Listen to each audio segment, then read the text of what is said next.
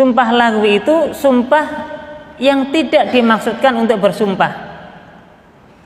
Contohnya misalnya orang mengatakan, demi Allah kamu harus datang, demi Allah kamu wajib makan misalnya.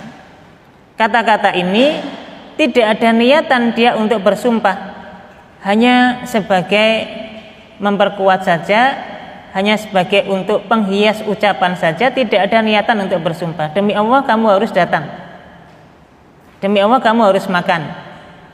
Ini namanya sumpah lagwi, sumpah yang sia-sia. Maknanya perkataan ini tidak dianggap sebagai sumpah. Sehingga kalau sumpah ini kok misalnya dilanggar, misalnya demi Allah kamu harus datang, tiba-tiba kok dia nggak datang, maka karena ini sumpah yang sia-sia, sumpah yang tidak berdampak kepada kafarat atau tebusan, maka pada dasarnya tidak wajib membayar kafarat, juga tidak ada unsur dosa. Kemudian yang kedua disebut dengan sumpah munaqadah, sumpah yang benar-benar disengaja, atau sumpah yang benar-benar sengaja diucapkan untuk bersumpah.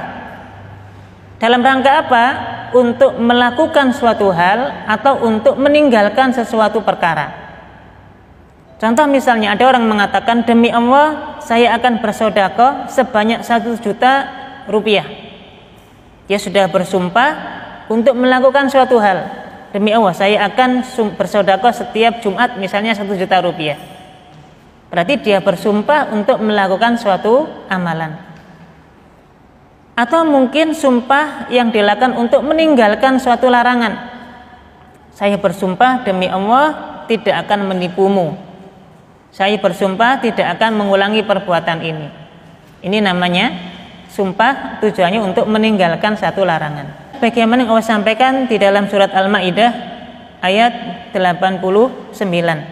Allah Subhanahu wa taala berfirman, la yu'akhidukumullahu bil-laghwi fi aymanikum walaki yu'akhidukum bima aqadtumul aiman.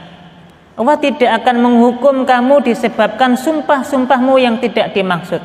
Maknanya tadi sumpah yang lagwi tidak ada dampaknya di sisi Allah Subhanahu wa taala. Tidak ada hukumannya kalau dilanggar. Walaki yu'akhidukum bima aqadtumul aiman. Tapi Allah Subhanahu wa taala menghukum kamu disebabkan sumpah-sumpahmu yang disengaja. Maka dia diwajibkan membayar kafarat. Sebagaimana dalam ayat ini Allah menyampaikan, fakafaratuhu it'amu asyarati masakin min awsati ma tut'imuna ahlikum. Kafaratnya orang yang melanggar sumpah itu yang pertama adalah memberi makan 10 orang miskin sebagaimana kemampuan engkau memberi makan kepada keluarga kalian. Au kiswatuhum, atau yang kedua kalau enggak bisa memberi makan orang miskin, maka dia bisa memberi pakaian kepada 10 orang miskin. Memberi makan enggak mampu, memberi pakaian enggak mampu. Au tahriru raqabah, maka pilihan yang ketiga atau urutan yang ketiga adalah memerdekakan budak. Ini yang betul-betul budak, bukan bahasa Malaysia yang atau bahasa Melayu yang budak-budak itu ya, bukan ya. Betul-betul budak. Budak itu ya nanti ada hukum sendiri ya tentang perbudakan. Dalam suatu peperangan misalnya, kemudian kaum muslimin menang, banyak tawanan perang, kemudian mereka dijadikan budak. Atau misalnya dalam kondisi orang memang dari nasabnya sudah menjadi budak, dan budak ini dalam hukumnya nanti bisa dijual belikan. Budak itu nanti sama kayak barang gitu ya, bisa dijual belikan.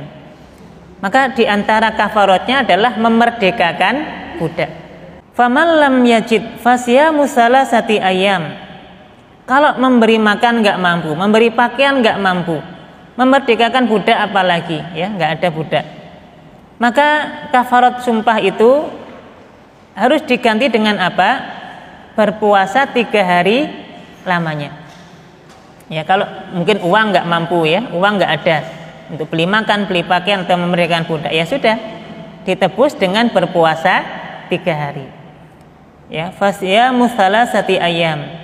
Dzalika kafaratu aymanikum idza halaftum waqfadu aymanakum. Demikian itu sebagai bentuk tebusan sumpah kalian dan jagalah sumpah kalian. Maka ayat ini menyampaikan kepada kita tentang sumpah munaqadah dan sumpah yang dilanggar tadi.